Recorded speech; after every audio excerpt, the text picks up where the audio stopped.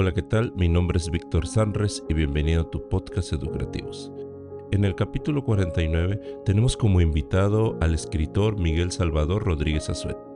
Él es licenciado en Derecho por la UNAM, maestro en Ciencias Políticas y Gestión Pública por la Universidad Hispano-Mexicano y doctor en Derecho en la Universidad Cristóbal Colón. En el contexto profesional se ha desempeñado como asesor de empresas internacionales y la Cámara de Comercio México-Estados Unidos en la ciudad de Washington, D.C. En el plano literario, Miguel Salvador comenzó su carrera escribiendo obras de teatro en la secundaria. En 1991, sus primeros artículos para el diario El Dictamen y algunos poemas. Autor de las novelas como El beso de Xtabá, La realidad, y a partir del 2007 comienza la saga de novelas de corte histórico como La Tercera H, El crimen más atroz, El paraíso de los locos, La pesadilla jarocha, Veracruz 1914, Camorra la veracruzana, una aventura italiana en México en el año 1900. Ha coordinado libros para Tenaris Tamsa y la Administración Portuaria Integral de Veracruz, como La Villa de los Patios y Veracruz Puerta y Puerto de México. También es colaborador de radio, televisión y prensa, así como coconductor del programa cultural Nación Veracruz Puerta y Puerto de México en el 96.5 de FM. Presidente de la Fundación de la Crónica de Veracruz, AC Fundacrover. ¡Comenzamos! Muy buenas tardes, Miguel Salvador, ¿cómo te encuentras? Bien, Víctor, bien. Muchas gracias por la invitación. Pues bienvenido al podcast, te agradezco ahí el tiempo prestado. Yo sé que las labores son muchas y de repente pues las agendas no están apretadas. Muy agradecido que nos recibas aquí en tu fundación. Leíamos, veíamos y escuchábamos todo el trabajo que se hace. ¿Cómo es que Miguel Salvador y todo el equipo que está detrás llegan a Fundacrover? ¿Cómo llegas ahí? Bueno, todo ocurrió ya 17 años, ya cuando estemos con este video, ya se habrán cumplido 17 años, un 3 de marzo precisamente, pero del 2008, eh, ante notario Javier Herrera Cantillo, acudimos un grupo de personas, que los puedo contar así con la mano, que estábamos muy interesados en que poder eh, sacar adelante los proyectos culturales que fueran, que fueran sustentables. Mira, de lo que habíamos analizado en ese momento, es que cada proyecto, sobre todo enfocado en la cultura, en, eran de un periodo en el municipio, ¿no? De 3 años, ahora 4. Y acababa ese periodo de gobierno y todo se acababa. Y se acababan los proyectos y había proyectos muy buenos, ¿no? Y entonces nosotros, pues empezamos, yo como abogado, empecé a analizar que, bueno, que para eso estaban los planes municipales de desarrollo, los planes estatales de desarrollo, que existía una ley de desarrollo cultural, existe una ley de desarrollo cultural, y que, bueno, nadie le hace caso, ¿no? O pocos, podríamos decir, para no O no le englobar. quieren hacer caso. O no le quieren hacer caso. Pero existen los elementos normativos para poder sustentar proyectos viables e insisto, sustentables. Entonces, está Francisco Almazán Guillén, estaba el señor Eduardo Flores, incluso el mismo Ricardo Cañas en ese momento estaban interesados y empezamos a trabajar en ese proyecto de la Fundación de la Crónica. Nació la Fundación de la Crónica de la Ciudad de Veracruz. Y de inmediato el primer logro dentro de, que ahí fue una cuestión muy interesante, dentro de la administración y dentro de la Dirección Municipal de Cultura, porque estando yo como presidente de la fundación, como asociación civil, pero también dentro del aspecto del municipio de Veracruz en la Dirección de Cultura, con el maestro Ruz Barros, logramos el rescate de las fiestas patronales de San Sebastián, que es el santo patrón de Veracruz, y que pues poca gente lo sabía, ¿no? Entonces, Sí. se logró que se reactivaran estas fiestas patronales. Nos ayudó muchísimo Víctor Manuel Díaz Mendoza, en paz descanse, un gran amigo, sacerdote, la maestra Ivonne Moreno, Uscanga.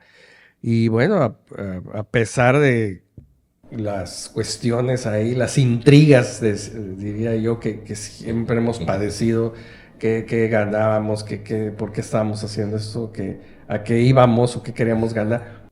No, o sea, al final del día pues, estamos muy orgullosos que las fiestas de San Sebastián continúan, ¿no? En la actualidad con los municipios de distintos colores estando o no. Y también algo muy interesante que se desarrolló un festival internacional de cine para emular o hacer el Festival Chiquito de San Sebastián en España. Nosotros hacíamos el de San Sebastián de Veracruz. También fue muy interesante este proyecto con Fabricio Prada. Nos llenó mucho y también, bueno, pues como todo este tipo de cosas, dijese don Manuel Díaz Mirón, el padre de Salvador Díaz Mirón, cosechar cultura es como cosechar coles, ¿no? O sea, no sacas más que la satisfacción, ¿no? O sea, mucha gente dice, no, de eso vives. No, espérate, yo vivo de mi profesión que como abogado. La cultura es algo que debemos de trabajar y desarrollar en beneficio de nuestra comunidad. O sea, siempre lo he dicho y hasta la fecha estoy convencido que el desarrollo cultural, su fomento es importante para la integración de la comunidad. Hablamos sobre el 2000, ¿qué? 2008, 2008. Empezaba la fundación, empezaba a moverse eso. Cuando hablas en pro de la cultura, efectivamente, es como que ir al aire, es ir a... Algo está buscando. Lo que te decía, ¿no? Muy seguramente quieren trabajar en algo de la política y se le da muy poca apertura a eso, ¿no? Sabiendo que estamos en un estado localmente rico en mucha historia, ¿no? Y que muchos no conocemos. Efectivamente, pero quien no conoce de dónde es, y alguien por ahí dijo que no conoce de dónde viene, pues no sabe a dónde va, ¿no? Y para amar se necesita también conocer. Pues por eso los amores virtuales fracasan, ¿no? Entonces, si tú conoces a alguien es porque convives, porque estás a diario en esa convivencia.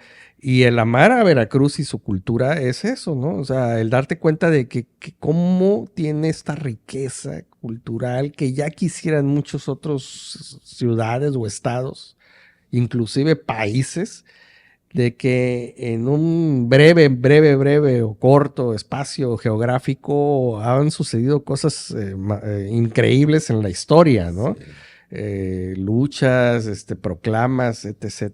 Entonces, creo que eso fue parte de lo que nosotros aportamos o seguimos aportando, y hablo cuando del municipio de Veracruz, porque pues veíamos, ¿no? Insisto, este tipo de inventos que no se le pueden llamar de otra manera, ¿no? Como el carnaval a tu colonia, la cultura a la colonia, pero no llevabas más que un juego o cosas así, dibújale y nada más para que llegara el alcalde, él viera que se estaba haciendo la foto y vámonos y levántate las cosas, pero no se daban seguimientos. Entonces yo decía, pero ¿y entonces cómo vamos a fomentar la cultura? Y te lo voy a poner así, mira, nada más un ejemplo.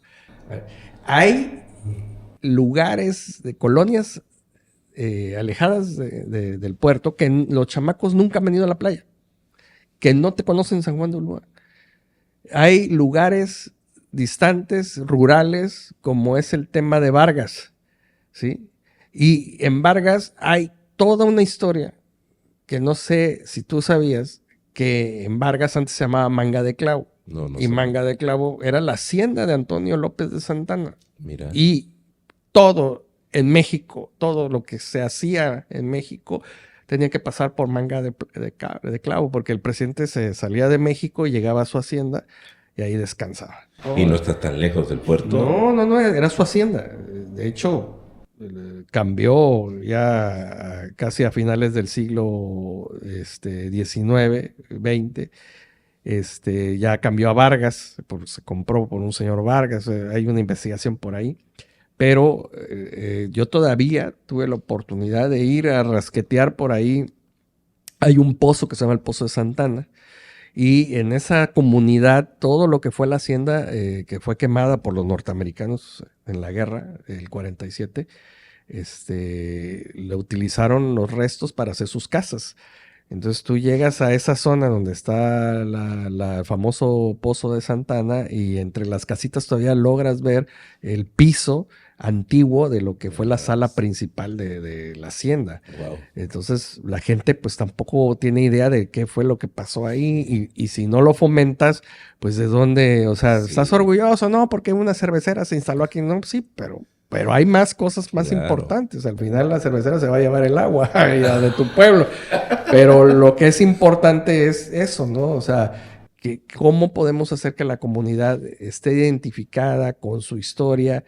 Y yo estoy convencido, porque lo he visto, que los niños, los jóvenes que están convencidos de que deben de cuidar su espacio, lo vemos en las escuelas, tú que tienes experiencia, pues son más atentos, son más cuidadosos y bueno, también son más comprometidos ¿no?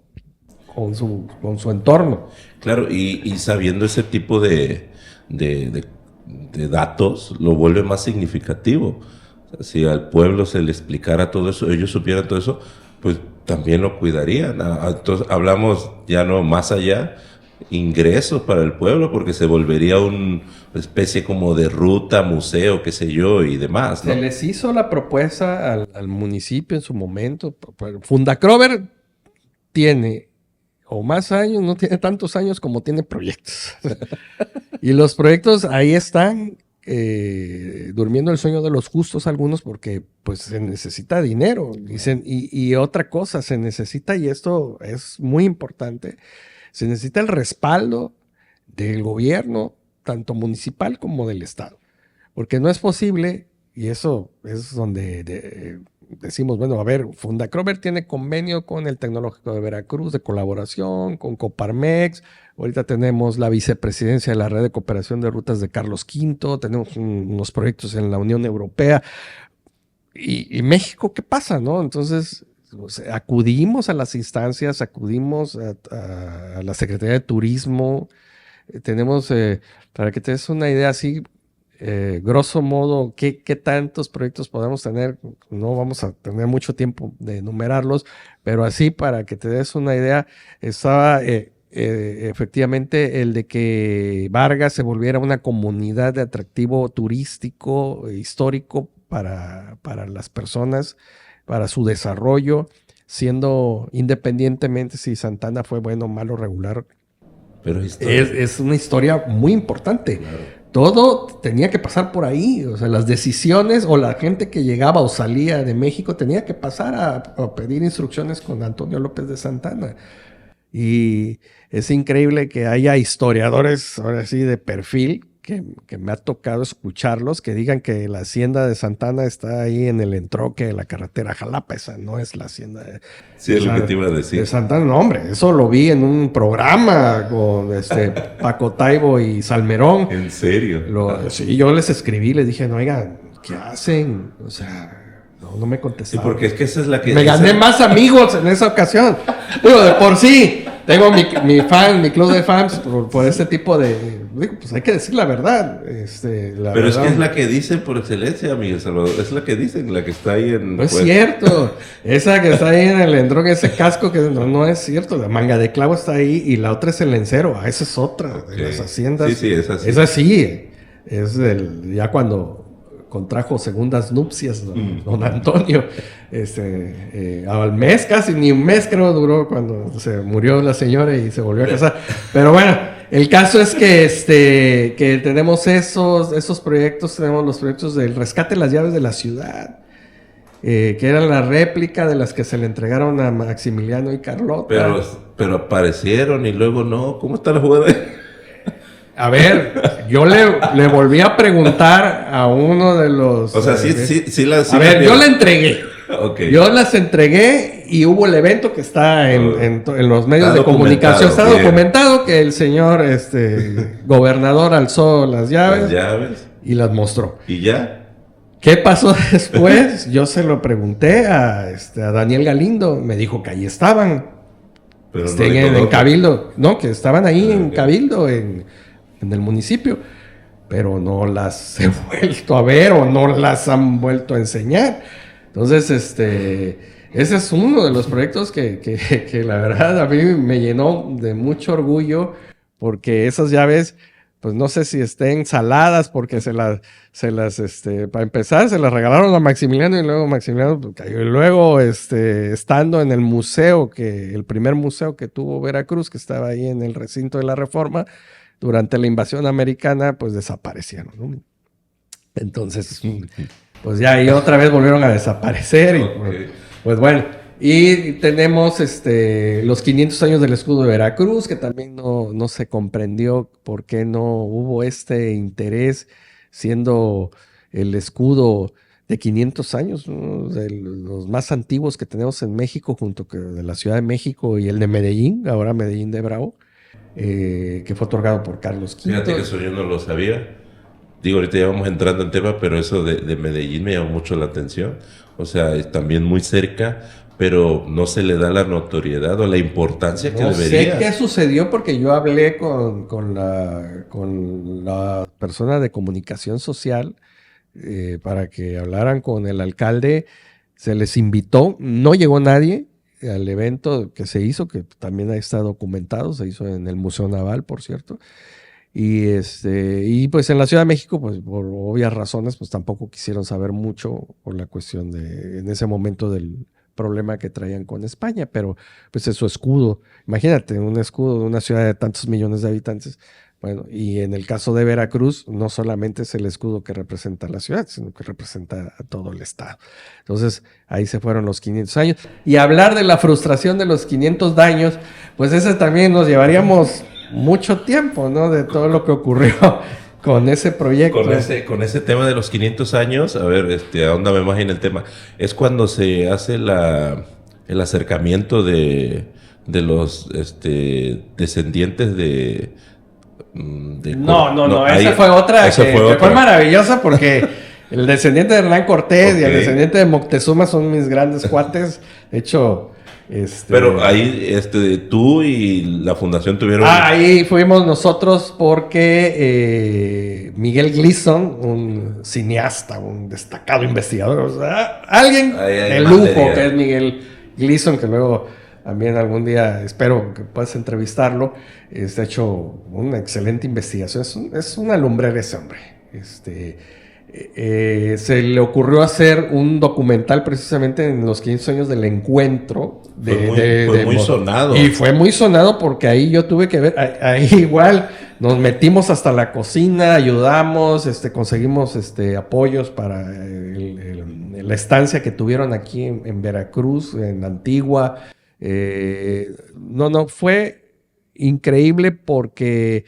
el escuchar las caracolas en la Ciudad de México, así el boom y todo eso, y el abrazo y la sensación de 500 años después, claro. Y que los demás sigan echando pleito cuando ahora sí que directamente descendientes pues se dieron el abrazo, pues yo no le veo, ¿no? El caso, pero sí dio y sigue dando el documental para platicarlo mucho.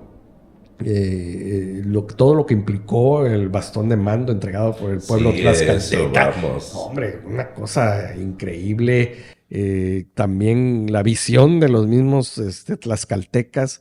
Insisto, ¿no? Muy significativo eso, demasiado, muy diría significativo. Yo, ¿no? La cuestión fue antes todavía, o sea, fue en lo del 2019, cuando años todavía de preparación que yo...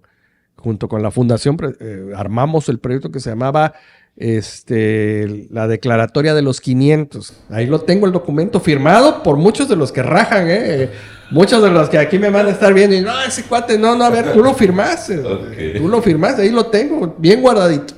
En esa declaratoria decía que sociedad, empresarios, políticos, uniéramos esfuerzo para llegar a hacer un proyecto bien en forma, conscientes de que este tipo de eventos conmemorativos, Víctor, deben ser populares. O sea, no sé si te tocó ver los 100 años de la conmemoración de la invasión de 1914. O sea, se cerró, se contrastó, el pueblo se quedó fuera y el pueblo fue el que defendió, el pueblo fue el que salió y le hicieron el evento al ejército, le hicieron el evento a la marina y los invitados especiales y el pueblo no supo ni qué. Solamente el contador Gardoqui, que en paz descanse, logró que se hiciera un minuto de silencio en el centro histórico para conmemorar ese hecho histórico. Y lo logró, se hizo el minuto de silencio. Pero por lo demás llegó el presidente, se hizo el evento y los demás no supimos ni qué, ni fueron invitados personas que realmente, oye, pues dieron mucho en la historia. Si vemos exactamente qué sucedió el 21 y 22 de abril de 1914, pues fue el pueblo. Entonces, con ese miedo, entonces dije, no, vamos a hacer esto. Y luego me piden que yo reúna a las personas, pero dicen, ¿sabes qué? Vamos a hacer otra cosa, no Fundacrover, va a ser la fundación de los 500 años. Que yo después le puse la frustración de los 500 años, porque era una hidra como de 1000 cabezas. O sea, era el comité de esto, el comité del director del otro, el comité del el comité de saneamiento, el comité de... o sea, al final del día se volvió eso una situación que chocó con el nombramiento del encargado municipal de los 500, de los festejos de los 500 años, y no hubo una reciprocidad, ¿no? Entonces, muy triste ver que todo ese trabajo con el que el licenciado Jaime Vaca luchó por realizar de una manera desinteresada, eso sí me consta, pero pues todo el mundo quería brillar. O sea, se cuenta que era, no sé, era una cuestión así como si estuviéramos en el campo y las luciérnagas así por todos lados, cuando al final del día lo que tenía que lucir era el evento, ¿no? El evento era y luego, insisto, la parte de que tú por qué el municipio, porque el Estado no me hace caso, los recursos. Y ojo, hay otra cosa. La cultura cuesta. O sea, si tú seguimos creyendo que es gratis y que yo te tengo que regalar el libro porque te lo tengo que regalar, o te tengo que regalar mi obra que hice, mi pintura, o te tengo que versar y no me puedes pagar, o no me debes de pagar, o cantar 5 canciones y gratis, pues no. O sea, la cultura tiene un costo, porque el creador cultural precisamente pues, es una persona que también tiene su familia, que también tiene sus necesidades. Y si tú no le das el valor a la cultura, pues ahí lo estamos viendo, ¿no? Sí. Vaya, no hay que ir muy lejos. Música que tenemos, estos artistas de humo que salen, estas personas que siguen, nuestros hijos, nuestros nietos, que al rato escuchamos esas frases, pues ahí están los resultados de la poca promoción de la cultura, la real cultura. Claro, yo no estoy en contra de la cultura popular, también la cultura popular. Vaya, Monsiváis es uno de los claros ejemplos, pero también es importante el destacar que hay cosas que son contra cultura. Pareciera, muchas veces escucha el discurso en otras bambalinas, que pareciera que no hay o no se quiere culturizar o pagar o guiar a la sociedad, al pueblo, a que tenga esos conocimientos. Pareciera, ¿no? Se quedaría entre comillas. Pues me consta, soy un testigo de que dices, bueno, y vas a traer a Ricky Martin al carnaval, bueno, habiendo tantos artistas locales, y tantos hoyos y baches también locales, o sea, pues inviértele mejor a eso, ¿no? Que a estar trayendo un artista que al final del día sí está muy bien, que lo que tú quieras, pero creo que tenemos mucho artista local que no hace, que es valorado hasta en otros lugares. Sí. Es más, yo te puedo decir que el jaranero solitario en su momento se la pasaba más en Cancún que aquí. O sea, ya lo llamaban y se iba y ahí se estaba una temporada porque aquí volvíamos a lo mismo. O sea, a ver, échame una versada, pero sí, ¿qué hubo? La versada cuesta. Claro. O sea, sí, es como el Vale Bejarano cuando según Díaz Mirón le pidió una rima y por una empanada, ¿no?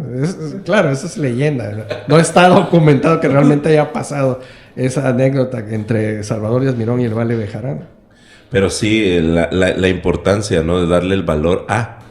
Y en esa línea, Miguel Salvador, llegamos contigo. Platicábamos previo al podcast, ¿no? Quiero conversar con alguien que sepa de la historia. Las opciones eran muy cerradas, pero encontré tu libro. Uno de tantos, porque eso lo tenemos que decir a los que nos están escuchando y viendo, que aquí el maestro tiene en su arco hay un montón de trabajo hecho, ¿no? Investigación, hablábamos, ¿no? Como escritor, La pesadilla jarocha. Me llamó la atención el nombre y decía Memorias. Lo abro y empiezo a ver años. Y digo, a mí en lo particular, desde que estaba en secundaria, la historia me llamaba mucho la atención. Afortunadamente tuve un buen maestro y nos hacía clases amenas de historia. Entonces no nos leía, nos daba datos que no venían en el libro. A mí en lo particular me mantenía atento, ¿no? La pesadilla jarocha. ¿Cómo nace eso, maestro? Bueno, viene de un proyecto, venían el centenario de la Revolución y el bicentenario de la Independencia, y yo traía ya una idea de crear algo con todos los datos cercanos que había recopilado de don Antonio López de Santana. La figura de López de Santana, decía un escritor que por qué el dictador resplandeciente, se llama el libro, ahorita el autor se me fue, pero le preguntaron, ¿y por qué escribiste sobre Santana? ¿No? Dice, bueno, es como mi gato que tengo ahí, nadie lo quiere. Dice, había explicado, dice, ese gato ahí está, nadie lo quiere, entonces pues yo sí lo quiero. Lo escribí sobre el tema porque nadie lo quería, ¿no?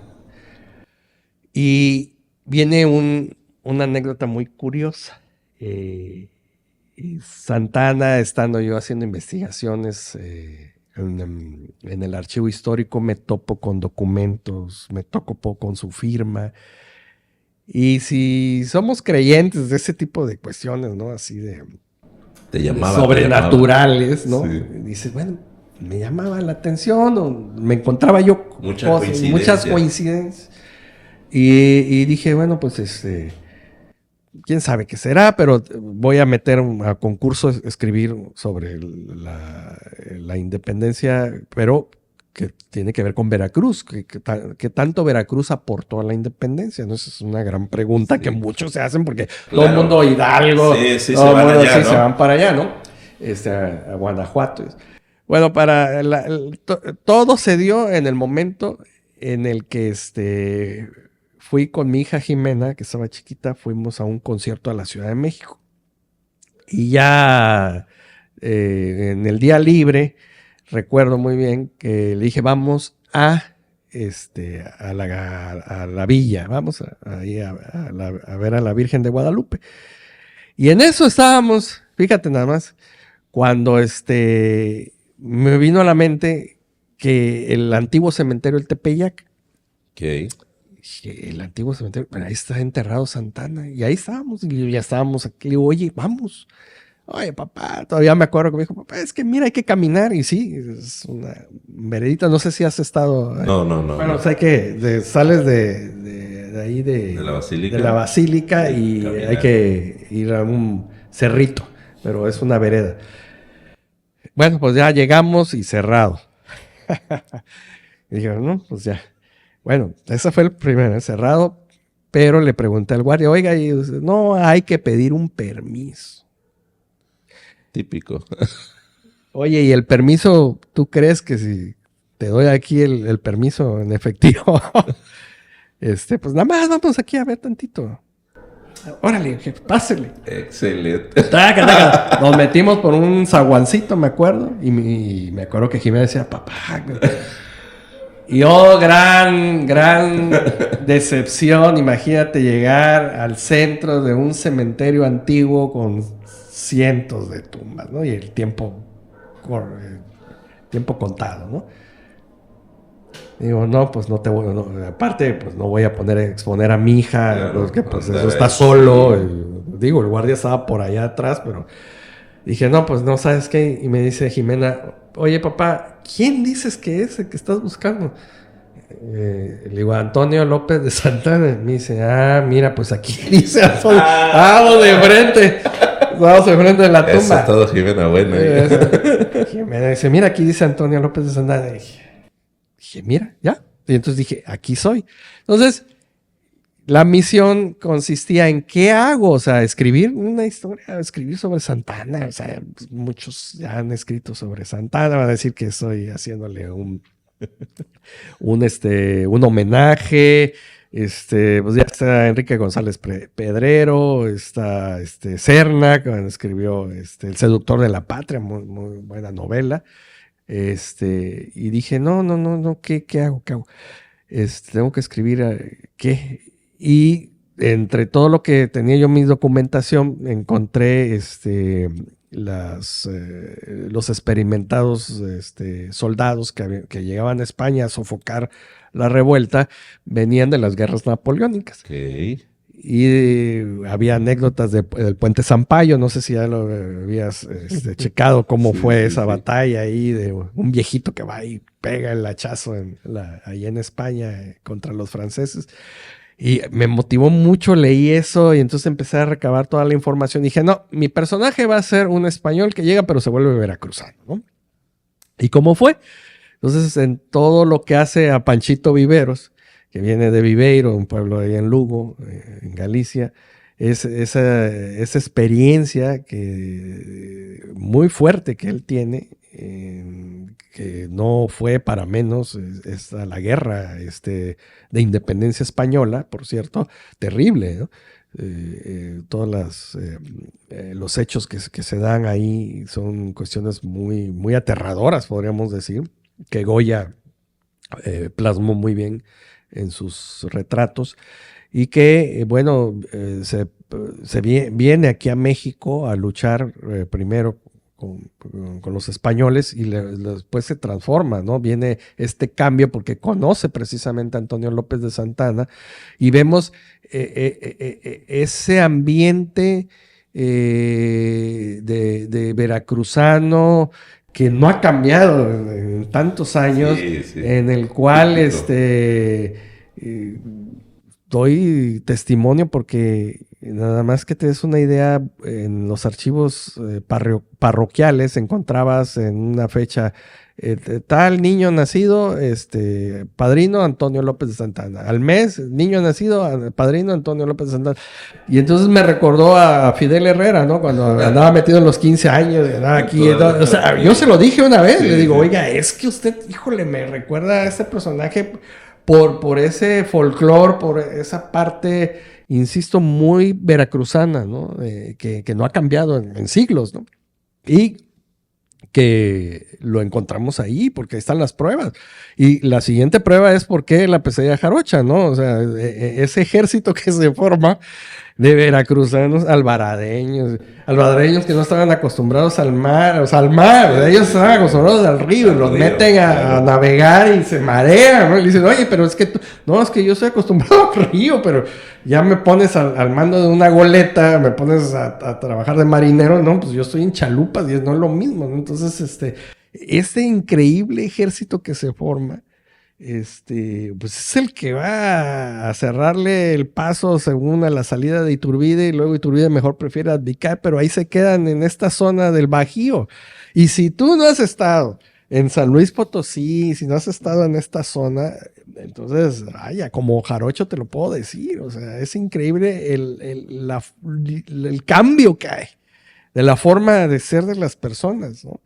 Entonces ahora imagínate que decía don Antonio López Santana, no, pues ahí en estos lugares hasta las prostitutas visten de negro, mano. O sea, vaya, no hay ambiente, no hay colores, no hay nada, ¿no? Claro, entonces, iban de la fiesta y llegar y ahora llévale cientos de veracruzanos en ejército y pues por supuesto que ahí van a ver los que adquieran la novela porque es el título de La pesadilla jarocha.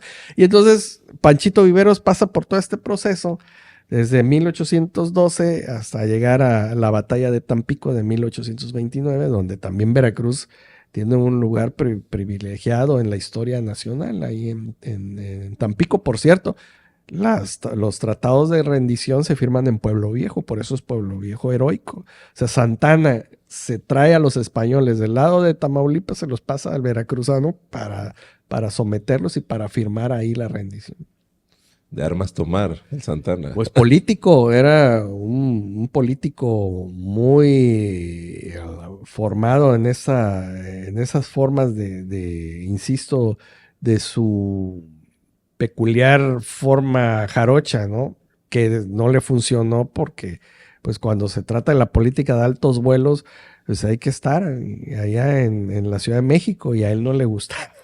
Estaba una semana y se retiraba. Los del pueblo eran más silvestre. Sí, muy silvestre, sí. Es que así es, o sea, es que es parte de esta forma de ser. Tú dime, vete a las 10 de la mañana a uno de las parroquias de aquí de Veracruz y dime cuántas personas ves.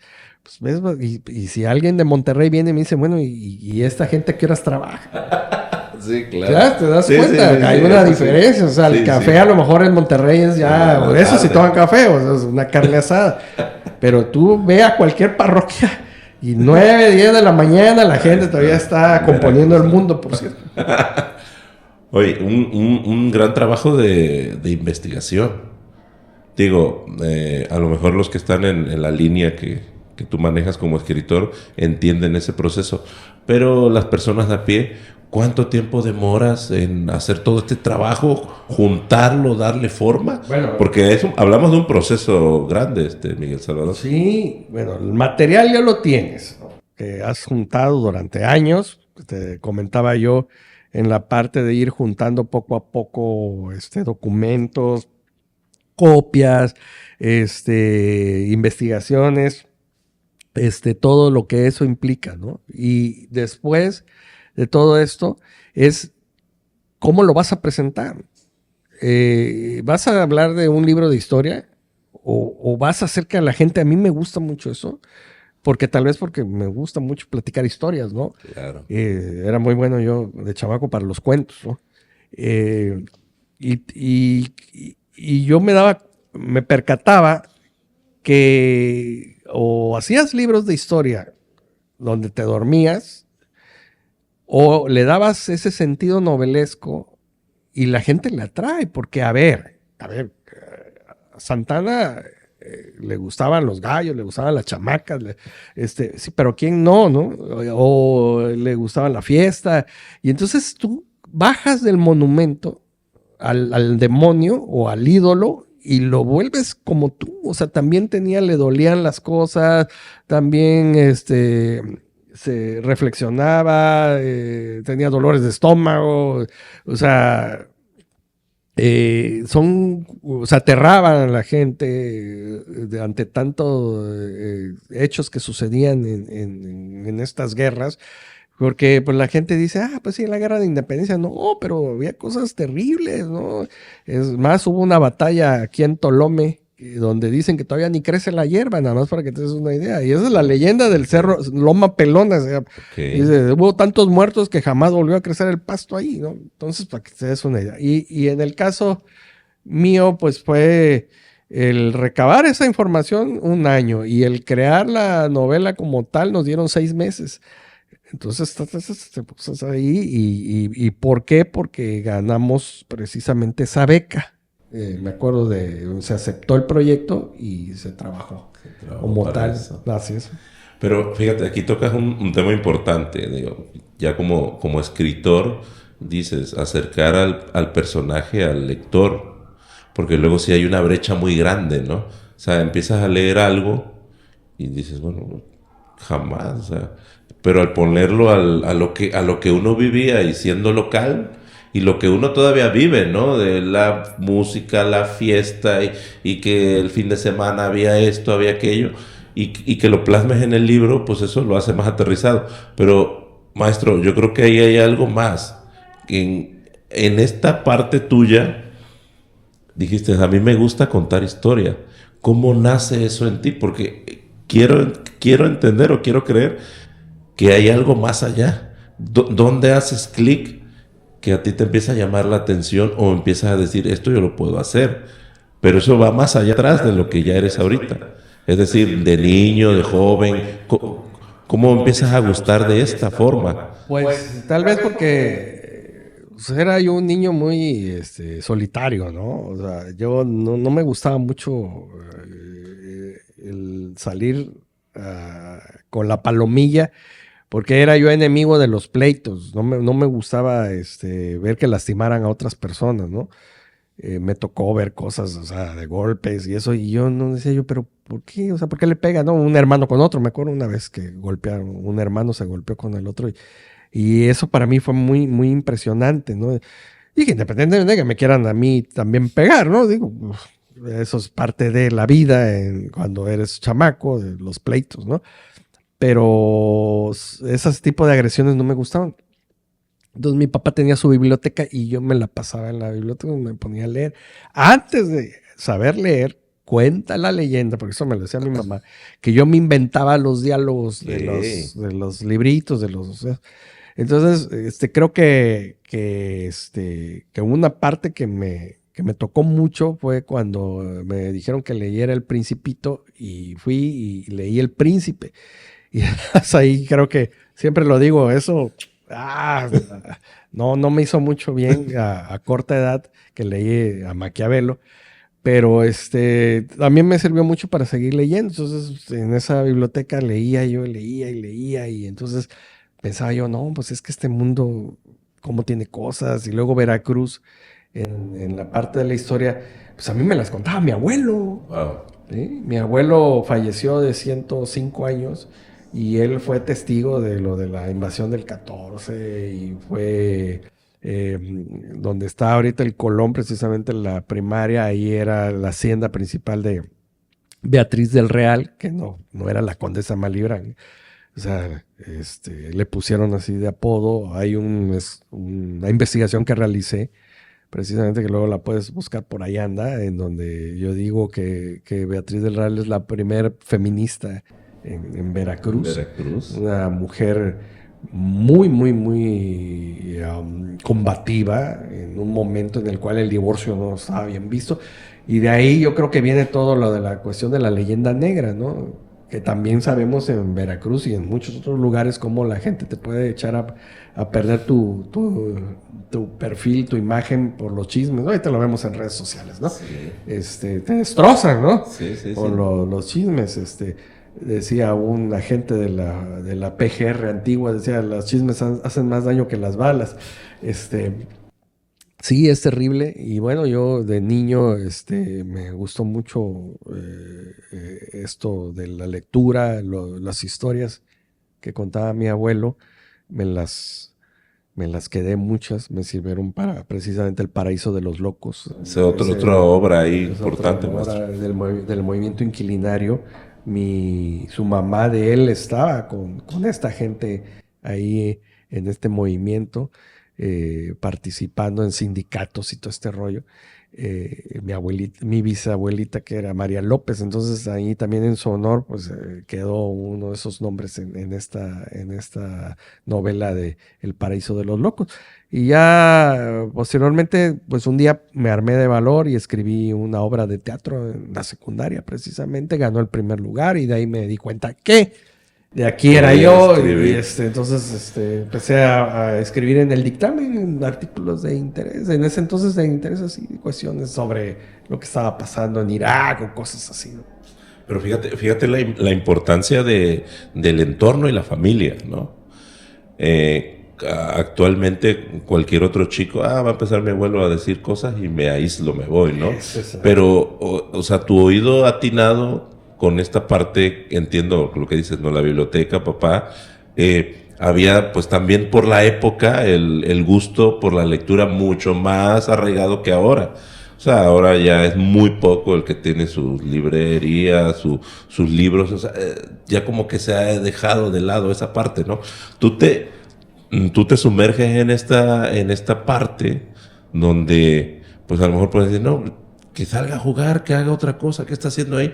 Sin embargo, encuentras algo ahí importante, ¿no? Y empieza a dar frutos en tu secundaria. Obviamente, ¿qué te decían tus compañeros? Porque no todos eran del gusto de hacer lo que tú hacías. Bueno, yo era muy relajiento, ¿no? Entonces yo me integraba muy bien, pero Pero no todos escribían una obra de teatro. no todos escribíamos una obra de teatro. Yo me aburría con mucha facilidad de las cosas que decía yo, ay, esto no. Es más, hasta de los videojuegos y eso. Y no, me regresaba yo a mi espacio, a mi lectura, a mi creación. Me gustaba mucho el modelismo a escala. Me sigue gustando, lo retomé hace un tiempo. Y pues así vivía yo te digo, con mi lectura. Por eso estudié leyes también, porque había que leer mucho. Me encanta leer, o sea, me encanta leer y aplicarlo, ¿no? O sea, todo lo que leo, digo, bueno, pues cómo lo vamos a aplicar, ¿no? Entonces, en el caso de la historia, pues cómo lo aplicamos a través de una novela, ¿no? Con todos los fundamentos históricos y con todas las investigaciones que hemos realizado. ¿No? Así. La pesadilla jarocha te ha llevado fuera del país, Miguel. Estuvimos en Nueva York presentándola, gracias también a Miguel Gleason, que en ese entonces estaba en el consulado de Nueva York. Y bueno, causó una muy buena impresión. Y pues estoy en el proyecto de las traducciones. Es que esa es otra, que también como te metes en proyectos que ya lo habíamos comentado, como esto de trabajar una tesis y desarrollar proyectos de investigación para la tesis doctoral, pues me quita un tiempo que necesito para lo de las traducciones, porque yo veo que otros compañeros, escritores, amigos, no, que ya lo tradujeron al inglés. Y ahorita creo que es muy fácil con estas cuestiones de la inteligencia Sí, claro. artificial y programas que hay, pero pues hay que dedicarle tiempo, ¿no? Porque Sí. la otra vez creo que eran como 30,000 o 40,000 pesos para traducir a Pesadilla Jarocha con una persona que se dedica a eso. Y dije, híjole, ¿no? Pero pues voy a esperar a ver, pues ya tenemos que, son 8 publicaciones, coordinaciones también de proyectos para TAMSA, ahorita estamos también apoyando ICABE para otros proyectos y así, ¿no? Así vamos, por eso de repente, a ver, necesito a alguien que se dedique, ¿no? De plano a ver eso, ¿no? A ver que lo traduzcan y a ver cómo le podemos hacer, ¿no? Sí, claro, eso es un trabajo, ¿no? Importante. En la línea de tus libros, maestro, La pesadilla jarocha es el primero, el segundo. No, la pesadilla jarocha viene siendo el tercero, porque la primera El primero es fue. la tercera H. Creo que ahí ya viene El Paraíso de los Locos, La Pesadilla Jarocha, y El Beso de Ixtabay, la de Los Italianos, que es Camorra la Veracruzana. También como me gusta esa novela también. Sí, yo digo, a ver, este proyecto que estamos haciendo del podcast me ha llevado a conocer gente que vamos, en el aula no los hubiera podido conocer, ¿no? Y de repente el libro, y dije, cuando vi todos los títulos, dije, ¿cuál escojo? Porque sí, ¿no? Obviamente ahí los tengo en mi lista porque los quiero leer, porque leí las reseñas y me parecieron demasiado interesantes, y pues locales, ¿no? Entonces, ¿cuántos hay aparte de este gran paquete de trabajo que tienes? ¿Tienes pensado hacer algún otro? Pues para que te des una idea, estos últimos años hemos estado sacando la compilación de la memoria periodística de todos estos años que he escrito para diversos diarios. Y llevamos 2 libros y todavía me queda un montón de documentos que vamos a ir sacando. O sea, se fue así ahorita en 2 tomos porque pues también para no estarle a las personas agotándole la lectura y sobre todo a la hora de adquirirlo, ¿no? O sea, también hay que ver la parte mercadológica. Claro.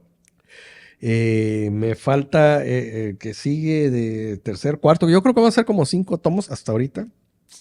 Nada más de lo que hace a la memoria periodística que hemos realizado. Ya tiene 20 años que estamos. Y ahí he guardado los artículos, porque hay de tema variado. Hay unos de historia y otros de reflexión. Y ahí están cuando escribí para Diario de Jalapa, por cierto. Muy, muy interesante. Estuve en Jalapa viviendo unos años y desde ahí seguía yo escribiendo acerca de temas variados. Y ya después, ya estando aquí en Veracruz, que me adentré de lleno a estar hablando sobre la historia, porque pues es muy vasto lo que tenemos y hay que hacer que la gente reflexione acerca de toda la riqueza con la que contamos, porque ahí está y no, vaya, no vamos a esperar que un día se roben el mar y no nos demos cuenta, ¿no? De esos temas que dices, maestro, a ver, platícanos algo así que tengamos, que a lo mejor muchos no sepan. Por ejemplo, toco lo del libro de la presidencia jarocha, cuando hablaba del término jarocho. ¿De dónde? Digo, todos sabemos, lo conocemos, pero por ahí leí, a ver, platícanos algo de eso. Mira, es que yo lo veo desde el punto de vista de la lógica, porque muchos dicen que es jaras de las lanzas de los indígenas y que es, ¿no? Y que de ahí salió. Pero resulta que tenemos que analizar que había una España musulmana y que a partir de la Reconquista se tienen que hacer las pruebas de hidalguía y las pruebas de sangre, ¿no? Entonces estas pruebas de sangre que hasta la fecha están sucediendo en España con las situaciones que hay de las inmigraciones de musulmanes, de países musulmanes, pues es muy sencillo. ¿Qué es el animalito que no quieren los musulmanes? Pues es el puerco, ¿no? Entonces, tú para criar puercos, ¿qué te identificabas si tú criabas puercos, ¿no? Pues que eras español, ¿no? Porque ningún musulmán en su sano juicio se va a acercar a un puerco, ¿no? Entonces, para pullar a los puercos, no los vas a estar jalando así, no, se utilizan las jaras, ¿sí? Y esas lanzas pulladoras, y ese es un jarocho, porque el jarocho en sí, su etimología es creador de puercos. Entonces, a mí me viene esta reflexión cuando se crea los cuerpos de defensa o de vigilancia por las cuestiones de la guerra contra Inglaterra y luego con Francia, de una posible invasión, y se crean las compañías de pardos y morenos, que son precisamente los afrodescendientes veracruzanos, pero que no se les va a dar un arma de fuego. ¿Qué se les da? Se les dan lanzas, por eso son lanceros, ¿no? O sea, por lógica, no les vas a entregar, sí, defiéndeme. Tenía antecedentes de Yanga, imagínate. Sí, claro. Entonces, se volteaban enseguida. Yo, con todo lo que hemos encontrado desde el siglo XVIII, de donde ya hay el término jarocho aplicado, pues yo tengo la certeza que esto se aplicó a este tipo de personajes, a la compañía de pardos y morenos costeños, pues eran los jarochos, ¿no? Porque si te das cuenta, no hay jarochos hacia las zonas serranas, ya no. Sí, no, o sea, no es. y ve a Jalapa y dile jarocho a alguien y te voy a contar Entonces sí, es que hay varios Veracruz, Sí, o sea, sí. no es un solo Veracruz, o sea, es el Veracruz de costa, el de la gente de la cuenca, y es como en España, o sea, el de Sevilla no te pronuncia la S, y los de Madrid y así, los del norte, lo mismo pasa en México, ¿no? Y en Veracruz, que son varios Veracruz, el Veracruz del norte, la gente que está más pegada hacia lo que es Tamaulipas, la gente que está más consciente de su zona de norteña, los que son de la zona fría, ¿no? Pegados a Puebla, Puebla, sí, para la Orizaba. sierra. Me acuerdo de una anécdota muy chistosa que fui a Orizaba a dar una conferencia y me bajo en la terminal, tomo el taxi, pero estaba una señora algo grande también haciendo la parada, el taxi le hace la parada y le dice, ¿la puedo llevar? No se molesta, le digo, no. Y se sube la señora, ay, gracias, joven, que usted me hizo la parada, porque fíjese usted que algo me pasó, pero ahí es una palabrota que voy a decir. Dije, ¿qué le pasó? Es que me golpearon, me atropellaron hace unos días, pero ay, señor, discúlpeme, por tonta. Dije, esa es su palabra. No, señora, no, discúlpeme. No, allá, no. No. Y esa es una. No, ahorita no la digo porque hay niños, pero sí, yo hubiera dicho otro concepto de por qué le pasó eso. Estabas esperando, ¿no? Que te fuera a decir otra cosa. Sí, pero imagínate, güey, la mala palabra. Y yo, ay, que la mala palabra. Y no, tonta. Caramba, le digo, no, allá en mi pueblo no. No. Y entonces es parte de, insisto, o sea, imagínate, mi abuelo tlacotalpeño, venimos de la cuenca, mi padre trabajando en educación, siempre yo cerca de profesores, profesores como el profesor Alfonso Valencia Ríos, o sea, gente que César Segura, gente que yo escuchaba hablar y decía, mi mismo abuelo, de tu entorno. mi abuelo, mi abuelo estudió la primaria, pero tenía una letra. Hombre, ya la quisiera en caligrafía, ¿no? Mi abuelo era una letra y una ortografía excelente, ¿no? Y nada de malas palabras. A lo mucho me decía, chamaco, hijo el maíz, pero hasta ahí quedaba. Y para mí mi abuelo fue ese referente, don Salvador Rodríguez. Por eso somos los salvadores, es Salvador Bruno el primero, luego mi abuelo Salvador Rodríguez, mi papá Eduardo Salvador, yo soy Miguel Salvador. Yo soy Salvador Rodríguez IV. Ok. Sí, entonces mantenemos, no es apellido, es nombre, pero es parte de esta tradición en la familia.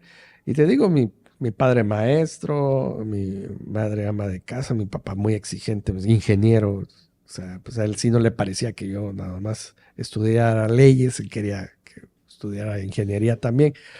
Pero pues no, ahí sí no se me dio esa parte. Qué bueno que tocas ese tema, maestro, porque con los que platico, con los educativos, hablamos de eso, ¿no? Casi siempre son artistas, están de cara al arte y entonces el papá es doctor, papá es licenciado y de repente dice el hijo, voy a pintar. ¿Cómo es eso, no? Entonces, esa parte de las costumbres y los modos, ¿no? Que también estaban muy arraigados, ¿no? Donde tú dices, ¿no? Ingeniero y tenías que seguir esa línea. Te vas por otro lado, pero bueno, aquí están los resultados. Escritor, la fundación, periodista y un trabajo inmenso. Me decías previo al podcast, ¿no? Lo que estás haciendo con lo de tu tesis y demás. ¿Para qué? Bueno, pues es un compromiso, ¿no? Cuando tú lo ves así, insisto, cuando escuchas esas aventuras de tu abuelo que salió de pescar en Alvarado para enfrentarse a la vida en un lugar que tan grande en ese momento como Veracruz, ir por un buen camino. Empezó siendo chofer. Yo nunca le pregunté quién le enseñó a manejar. Imagínate, estamos hablando de 1930, ya para ser chofer, ¿no? Y así venían sus nombramientos, chauffeur, porque es en francés, chauffeur. Y está firmado por Miguel Alemán, por cierto, uno de sus nombramientos, ahí lo tengo. Y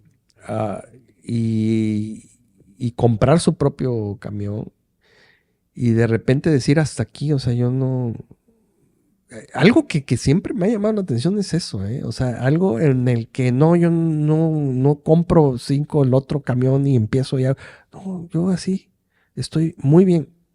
O sea, tengo mi camioncito, le di estudios a tu papá, a tu tía, hice mi casa,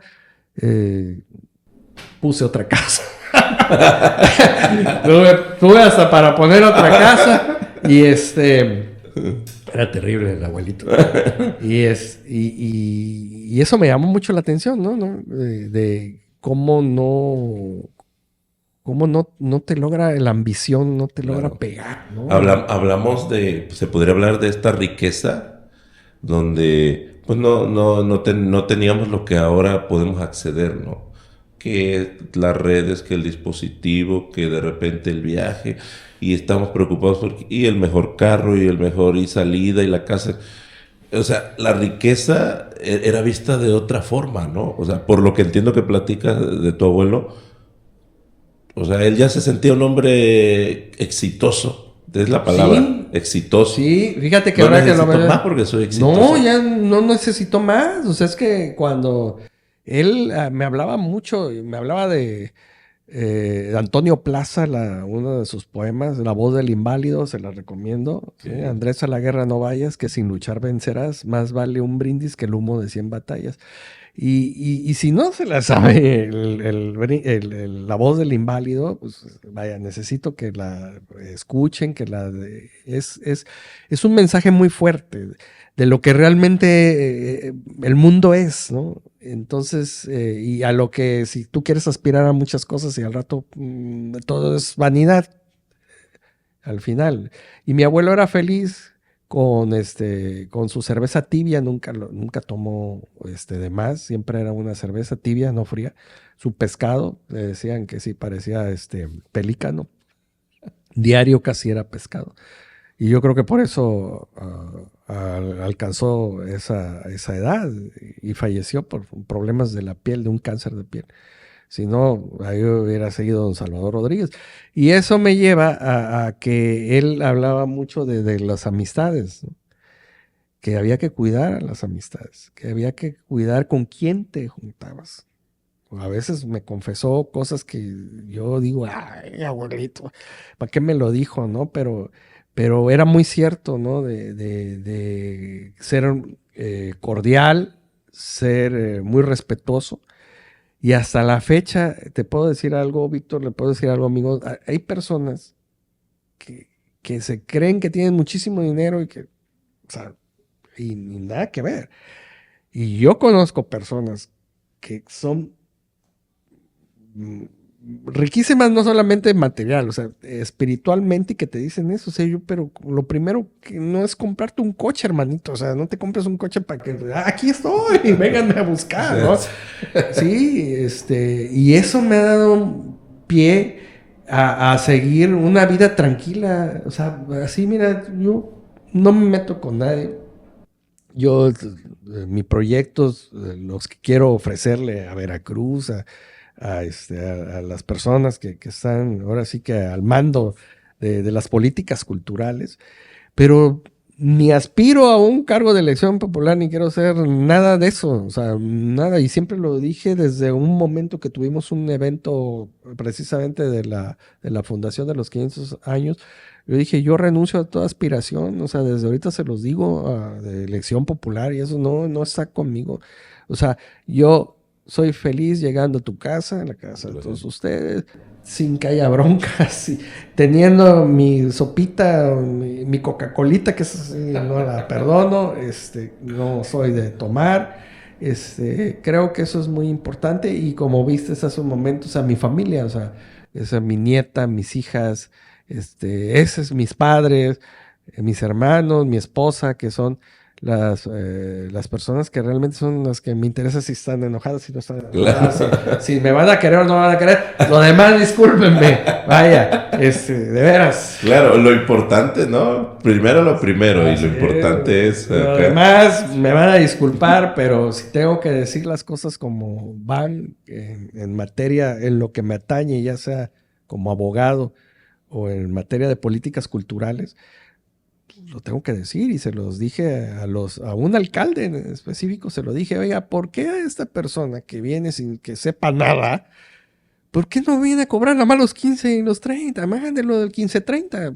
O sea, sí, el 15-30. Pues, pero viene a dar guerra, viene a interrumpir los procesos, nada más porque quiere estar ahí en los eventos, y no es así, ¿no? Entonces, o si no, pues pones al primo y que no sabe nada, o pones a la que trabajaba en el banco y que era tu amiga, y ahí, pero ¿qué sabe de cultura? O sea, sí, digo, no dudo que sea culta, pero tú dime de políticas culturales, claro, dime de los proyectos y políticas culturales. O sea, desafortunadamente no se siguen estos lineamientos, desafortunadamente no hay ese interés de parte de las autoridades ni de los regidores, casi hay que estarles rogando, ¿no? Entonces, ¿algún día va a cambiar?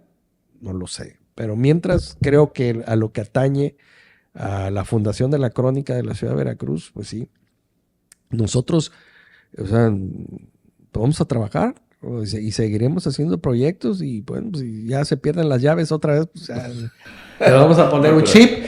Ya, a ver, ¿a dónde quedó? ¿A dónde quedó la bolita? Ahí está, no sabes dónde. No sé dónde, es que no puedo, mira, yo no puedo decir nada, porque yo vi nada más eso, yo vi que Javier Duarte levantó las llaves, las mostró, el alcalde Ramón aplaudió, todo fue muy bonito en ese evento. Pero como comprenderás, a mí ya no me correspondía irle a decir dónde están, ¿no? Sí, ya. Sí, yo, el licenciado Javier Duarte, te puedo decir una cosa, mira, de las personas, antes de irnos, de las personas que te puedo decir que qué apoyo dieron así en general a la cultura. Fidel, podrán decir muchas cosas de Fidel Herrera, pero Fidel, si había que hacer un evento, si había que hacer un baile, ahí está. Y recuerdo que un día me preguntó, porque no quería hablar con los periodistas, estaba yo ahí, estábamos en el Teatro Clavijero, nunca se va a olvidar esa parte.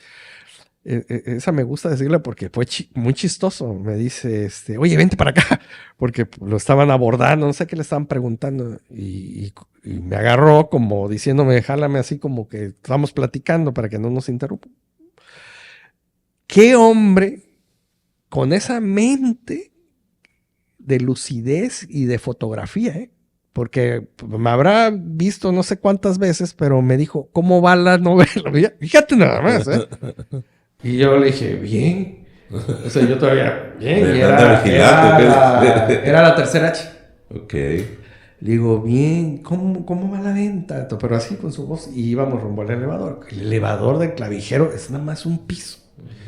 Le digo, bien, licenciado. Le digo, ya nada más me quedan 30. Así, pero yo lo dije así, nada más me quedan 30. Y se abrió la puerta del elevador. Era el guarura, una muchacha que no me acuerdo su nombre, él y yo. En ese transcurso, de bajar, me dice 30. ¿A cuánto están? ¿A 100? Son 30,000. Sacó así. Y yo, ¿qué hubo? Y todavía me volteé y me dice, es que me acaban de dar mis viáticos. Pero sí, me dijo. Sí, así te digo. Sí. Pero yo creo que estaba hasta blanco. Y me dije, y le dice a la chava, mira, aquí están 15. Cuando te entregue los libros, aquí están 15. Se abrió la puerta y se fue. Luego, una bronca conseguir los 15. Sí, me los pagaron, pero tuve que andar así de abonero. O sea, no, hombre, esas cosas que no deberían de ser, de veras. Ni se lo deseas a nadie, ni a los de ciertas marcas comerciales de motocicletas que andan de cobradores. Y luego, con Duarte, me tocó que agarra y dice, estábamos en un evento precisamente en donde es la aduana marítima, la zona naval ahora de la aduana, y agarra y lo saludo, y agarra y me dice, ¿qué hago? Pero él no se acordaba, y agarra y le hago de la que se había leído, y él me dice, ven para acá. Y le digo, ¿qué pasó? Y me agarra y me dice, escribe bonito. Escribe bonito. Y, ya sabes, Pepín Ruiz. No, sí. No, Marlon Ramírez. Nunca habían leído nada de lo mío, pero bueno, ellos dijeron que sí. Pepín. Oye, ¿qué necesitas? Y yo, le digo, pues, ¿qué necesito? O sea, pensó que le iba yo a pedir dinero. Le digo, no, saque otra. Yo todavía, le dije, saque otra obra. O sea, saque otra edición para que vaya para las escuelas. Sí, ándale, a ver que le hagan otra edición. Y ya Pepín según anotó. Dile que lo vea con Elvira, pero así, con Elvira. Y otra anécdota de Via Crucis, porque ¿quién es Elvira? O sea, ¿quién era Elvira? Y yo le digo, oye, Pepín, ¿quién es Elvira? Y Pepín cuando quería te contestaba, ¿no? Y decía, Elvira, ¿quién sabe quién? Hasta que caímos que era la de la editora de gobierno, la licenciada Elvira Arteaga, que también muy, muy amable y una persona muy, muy disciplinada. Se hizo otra edición de esa y se repartió en todas las escuelas, me acuerdo. Muy bien. Yo no gané, o sea, yo no gané, pero mi ganancia, o sea, claro, es esa, ¿no? Que se dé a conocer, ¿no? Que se dé a conocer y que le sirva. Digo, hay personas que me han dicho, oye, yo quiero escribir, me gusta esto, quiero escribir de mis anécdotas. Bueno, cuando hablo acerca de mi abuelo, o sea, la persona que influye en ti claro, o el acto que influye en ti, no ya quieras escribir de eso, quieras escribir como pasaba con Fernando Melchor, que quería escribir de las cuestiones de los niños asesinados ahí en el edificio de la Lotería Nacional, de Evangelina Tejeda Bozá. Escribe, es importante. Se vuelven documentos importantes. Por supuesto que sí. Maestro, como escritor he leído mucho sobre ciertas cosas o de repente que hacen sus momentos para escribir. ¿Tú cómo eres ahí? ¿Necesitas un espacio? ¿Te llega? ¿Buscas? ¿Tienes la disciplina, el hábito? ¿Cómo te manejas? Sí, no, mira, lo que hace a los artículos es, te digo, la parte sobrenatural. Digo sobrenatural porque es que de repente te topas con algo, estás buscando, me acaba de suceder, que me pidieron una investigación sobre un tema de comercio en Veracruz del siglo XIX y me topé con una nota de una explosión en la zona de aquí de Uribe, se llamaba el Patio de la Zanja. De hecho, la tortería que está en Prince se llama La Zanja. Y la muerte de la persona que le había explotado un cartucho de dinamita porque era pescador de pulpo y le dijeron que con el cartucho podía pescar. Pero pues no sabía cómo y se puso cerca del anafre, de acuerdo a lo que comentaba la nota, y ahí voló. Y te digo sobrenatural porque estando platicando con la gente de ahí del patio, de donde está la tortería La Zanja, me platicaban, oye, aquí se aparece un chino. Sí, en un árbol que hay ahí, precisamente donde hay un taller mecánico. Dicen, este árbol aquí, mira, se siente el frío. Y fui de chismoso. Y le digo, oye, ¿cómo está eso de que se aparece el chino? Y me dice, no, es que el chino tenía sus cohetes y le explotaron. Y así se murió. Y de repente, imagínate, habías escuchado esa historia, esa leyenda. Y sí existió, pero no era chino. O sea, la gente se desvirtúa porque dice, cohetes, pues chino. No, o sea, fíjate nada más a lo que llegan. Y de repente sucede que era un pulpero que se había puesto a preparar el cartucho y le voló y mató hasta la niña que estaba ahí, que era su hija. ¿De qué año es eso? 1920 y tantos. En el dictamen lo encontré, fíjate. Y buscando otra cosa, de repente, o sea, y ya me puse a escribir acerca del tema. Así, hablas de ser sensible. Eso se ve mucho en el arte. Yo creo que por eso se conecta, digo personalmente, con tu obra por esa parte. Dices, de creer o no de creer, dependiendo que si es espiritual o no espiritual. Pero eso tiene mucho que ver.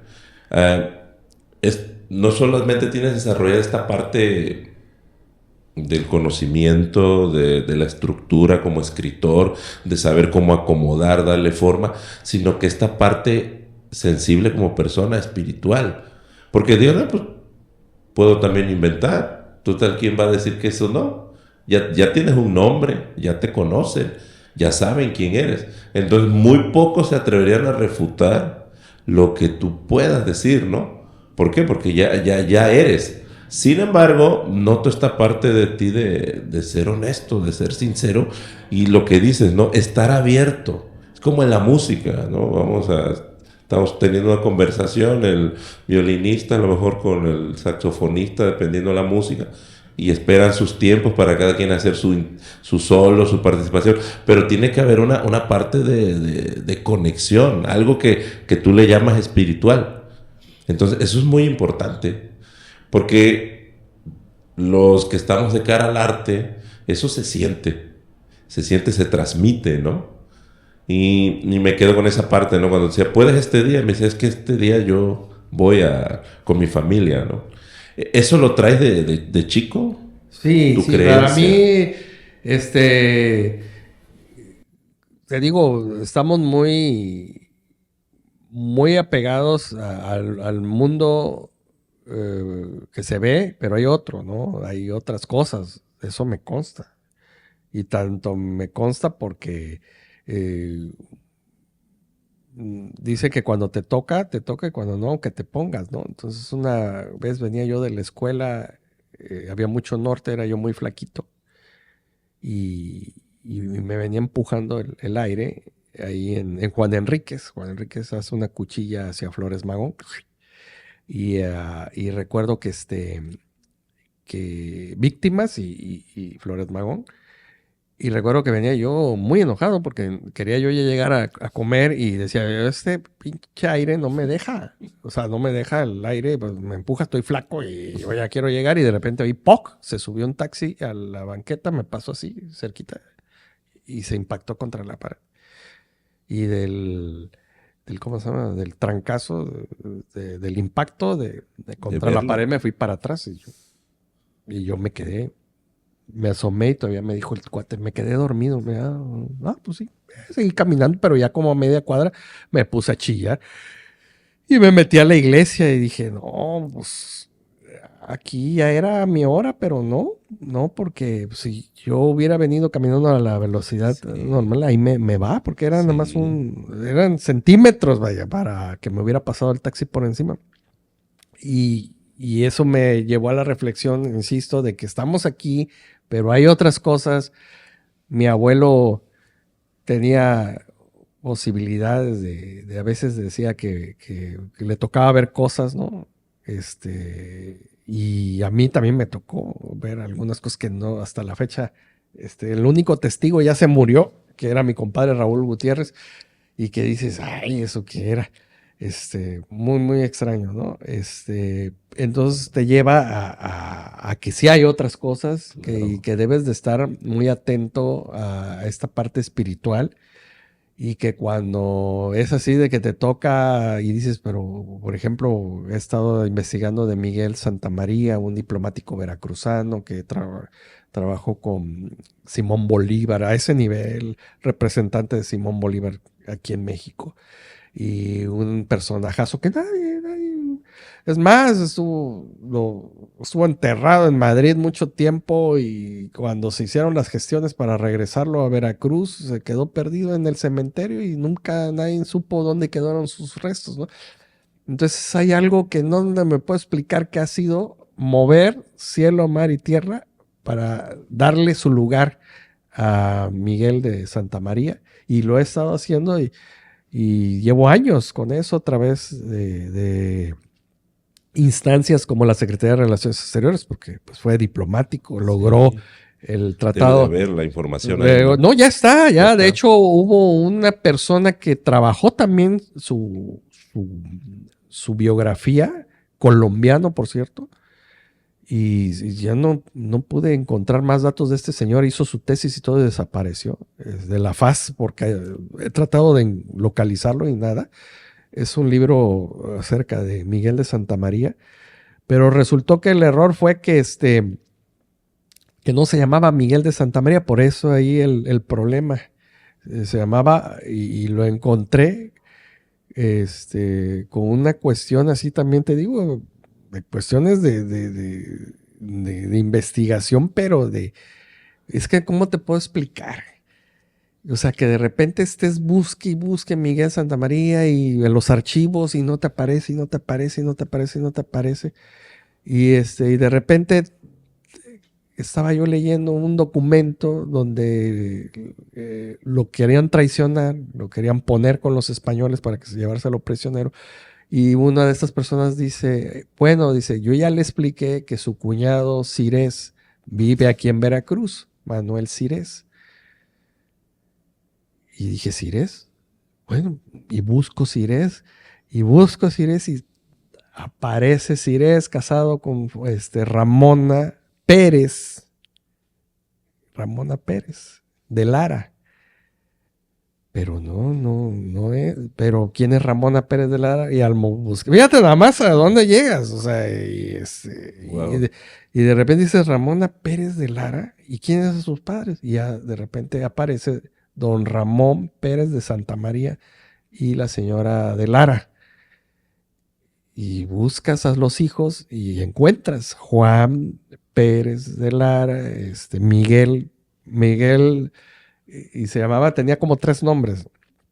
Miguel XXX Pérez de Lara.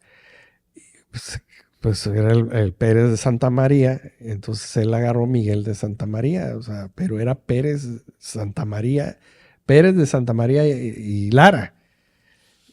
Pero cuando ya cuadras todo, dices, aquí está. Y sí, está sus documentos de que nació aquí en Veracruz. Su hermano fue fusilado por Morelos en Orizaba.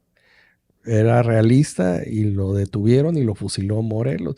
Y luego este señor Miguel se dedica a todo lo que hace la diplomacia, representante de Simón Bolívar, pero veracruzano. Entonces, es Claro. parte de uno de los proyectos que traigo junto pues, con lo de mi tesis, que hice una reforma al Código Penal Federal, que esa también fue muy interesante. Se logró hacer el cambio y eso me llenó de mucho orgullo. Ya digo, esas son las cosas que me llenan, ¿no? O sea, lo demás ya es mi trabajo en la parte, insisto, de abogacía, con lo que como como abogado, lo que mis convenios, contratos, lo que hago en los medios de comunicación también, que estoy en radio, y eso me da, porque si me pusiera yo a ver cómo voy a comer con estas investigaciones, pues nada más no, ¿verdad? Eso no. Pero, no da, dijese mi papá, pues ponte a hacer algo. Sí, sí. ¿no? Pero fíjate, el discurso se repite, Miguel, se repite porque cuando dices ponte a hacer algo de provecho. A ver, tú tienes bien aterrizado lo que eres, lo que quieres. Hace ratito dijiste una frase, ¿no? Si no sabes de dónde viene, no sabes para dónde va. Pero tú tienes muy claro eso. A ver, tu pasión es esto, escribes, investigas. O sea, se nota que disfrutas eso. Pero también no estás peleado con esta parte. Bueno, este es mi trabajo. Con esto muevo, sustento. A lo largo de los capítulos que hemos tenido, muchas veces es mi pasión. Dejo todo, pero no hay pies, no hay forma. ¿Y cómo sostienes esa pasión? Entonces creo que es muy valioso tu compartir en el podcast porque nos aterrizas, nos das la idea, digo, las nuevas generaciones, los que no estamos tan nuevos, los que nos escuchen, que entiendan esta parte. O sea, puedes seguir tu pasión. Y quiero añadir esta parte cuando decías, pues no sé cómo llegan y busco esto y me sale. Yo creo que Miguel tiene su trabajo, pero por el otro lado está su misión de vida con la que impacta. Eso, yo soy firme creyente que a lo mejor como en las películas esas, ahorita hay una en Netflix que se llama Fantasmas. Está muy interesante esa serie, las invito a verla, no me gano nada. Y están los fantasmas, la chica puede ver a los fantasmas de diversas generaciones y le van pidiendo cosas. Le dicen, no, oye, ayúdame porque mira que me hizo falta esto. Y a veces dices, pareciese que en el caso de don Antonio de Padua, María Severino López de Santana y Pérez de Lebrón, para servirle a usted, o en el caso de Miguel de Santa María, en el caso del chino, que no era chino, era pulpero. y cosas por el estilo, pareciese que es algo así porque no te lo puedes explicar, ¿no? Estás trabajando y de repente te aparece la nota, o sea, pudo no haber aparecido esa nota o no era lo que yo estaba buscando, porque realmente te tienes que enfocar en lo que te pide. Claro. En el caso como abogado, mi cliente me dice, ¿sabes qué? Necesito el dato de este comerciante del siglo XIX. Y ahí está, Sí, ahí sí, está. sí, sí. Pero Es un trabajo, de repente ¿no? dices, espérate, ¿y esta nota que está aquí? Porque estás leyendo y esta nota dice, no, pues es un pulpero que estalló, explosión en el barrio de La Zanja y, caramba, pero si es ahí. Y entonces dices, a ver, ¿cómo está esto? Pues no era chino. No era chino. Pero fíjate, como lo planteas, tiene mucho valor, mucho significado porque efectivamente, últimamente se maneja esta parte de la reconciliación con el pasado, con los antepasados, que muchas de las cosas que vivimos lo transportan no solo en lo físico, sino en lo espiritual, que muchas de las cosas que cargamos, así como heredamos el cabello, los ojos, la nariz de la familia, y dicen, tú eres el vivo retrato del abuelo, la abuela, la tía, también las cosas que se viven, ¿no?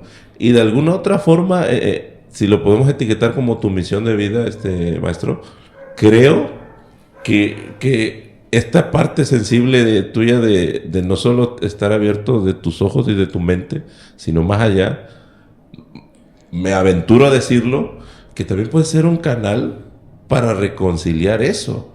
Porque, a ver, si fue alguien que hizo algo como lo que ahorita estamos platicando y no tiene el reconocimiento, si vamos un poquito más allá, a lo mejor metiéndonos en el plano espiritual que no tendría muchas herramientas para hablar, pues podríamos hablar de que no tuvo o no ha tenido el descanso necesario de lo que hizo, ¿no? Pero ¿quién va a hacer eso? Ahí estás tú. Ahí está. Y eso lo he luchado de don Miguel de Santa María, insisto, porque tendríamos mucho que agradecerle en todo lo que influyó, en todo lo que logró y que pues fue muy mal pagado, ¿no? Definitivamente estamos hablando de una persona que no se enriqueció que a costa de como se acostumbraba y se sigue acostumbrando. Entonces, creo que sí, que vamos a seguir trabajando por eso. En el caso también de doña Beatriz del Real, yo ya sé dónde, con seguridad, porque así lo pidió en su testamento, esté enterrada y eso sería muy importante también saber si se puede con alguna máquina especial que ahora sí se cuenta para poder checar si están sus restos en la primera escalinata de entrada de la iglesia del Cristo del Buen Viaje, ¿no? Donde ella pidió ser sepultada. Y también una mujer que he luchado porque se quite ese estigma de mujer fan fatal cuando no lo fue, cuando fue una mujer que luchó por su patrimonio, una mujer que tuvo las dificultades del siglo XIX de ser mujer con recursos, pero también con un esposo cuyo hijo era alguacil de la Inquisición, nada más. Entonces es como hablar ahora, que lo vemos y siempre lo he dicho, un equiparable es el que tienes un pleito familiar y tu contra trabaja en la fiscalía o algo y te Claro, tiran que eres sí. esto, que eres el otro. Lo he visto como abogado, me han presentado casos Es que terribles. tienes eso, o sea, tienes la oportunidad porque vives la actualidad y logras entender, o sea, se junta muy bien Que la trabajo. naturaleza humana no va a cambiar. No sé qué tendría que pasar, pero la naturaleza humana es así. O sea, siempre hay una traición, siempre el amor, el sexo. Por eso decía yo, en el libro de la pesadilla de Jarocha, ahí te trato, hay sexo, hay pasión, hay Sí, envidia, hay robos, porque es parte de la naturaleza humana. Y entonces si tú a estos hechos históricos los pones y de repente dices, oye, ¿y valió la pena? O sea, vale la pena el salir a defender con las armas también, como en la novela de 1914, ¿no? O sea, ir a pelear, a defender tu lugar mientras el ejército se retira por estrategia y tú vas como ciudadano con tu mosquete contra una ametralladora y cañones de 180 milímetros. O sea, qué rollo, ¿no? Entonces, pensemos, ¿valió la pena? ¿Esa gente la has respetado? Los monumentos, no, los has respetado, a sus memorias las has respetado, has respetado al pueblo que fue el que dio la cara. Esas son las preguntas que hay que respondernos, porque en un futuro no se sabe y volvemos a lo mismo. En aquel entonces salió el zapatero, aquel con su escopeta cuata para cazar conejos, oye, y aquellos traían ametralladoras y todo, y ahorita sería como decir, sacas tu rifle de diablos o de chinampinas y te van a aparecer los drones, ¿no? ¿De dónde? No? ¿De dónde? O sea, pues ya no, ya estas guerras de ahora, pues ya ni al caso salir, porque solito te llegan a tu casa, man. Entonces, lo vemos, no es una mentira, ahí está. Yo lucho y trabajo en la Fundación de la Crónica, que no soy yo nada más, sí soy el presidente, pero es todo un equipo con Jorge Silva, con Carlos Cervantes, Lalo Flores, está Jorge Luis Malpica, Alfredo Sánchez, el Colegio Veracruzano de Desarrollo, que también se integró a apoyar a la Fundación de la Crónica, y Lourdes Ortiz, que es la que nos hace los diseños también, y es una artista veracruzana que también tienes que conocer, muy reconocida. Esa es la experiencia de hacer por tu lugar de origen, por brindar, por apoyar, por tratar de hacer algo. Que al final del día lo vemos en mis nietos. Si yo veo a mi nieta y no le voy a responder, si yo veo a mi nieta y sé que no le voy a dejar un mejor lugar, entonces sé que me estaré yo burlando a mí mismo, ¿no? Claro, ahí lo voy a empatar con una frase que dijo Bruno de la Cuenca en un capítulo pasado que estuvimos con él, cantautor veracruzano y maestro de música, y con un proyecto muy, muy bueno con Son Jarocho y Niños. Y decía, siempre decimos, ¿qué mundo le vamos a dejar a nuestros hijos? Pero dice él, yo te voy a cambiar eso. ¿Qué hijos estamos dejando, no? ¿Qué hijos estamos dejando? Entonces, muy valiosa, maestro, tu aportación, todo lo que nos compartes. La verdad que quedo con la puerta abierta, porque creo que tienes mucho que compartir. Hay mucha información de calidad, muchos recursos y bueno, todo tu material en cuanto a libros, yo lo conseguí virtual, pero compártenos localmente dónde se consigue, todo lo que tenga que ver con eso. Miren, los libros de plano están en Amazon, y lo digo así, no creo que haya ningún problema. No están en librerías porque me odian en una. ¡Qué raro! Oye, es que es increíble. En las locales. O sea, a ver, fíjate, antes de que me vaya, a ver, ojalá y Dale. Y Rafa, el dueño de ¿cómo se llama la librería? Ay, es la más famosa, la única de la. No.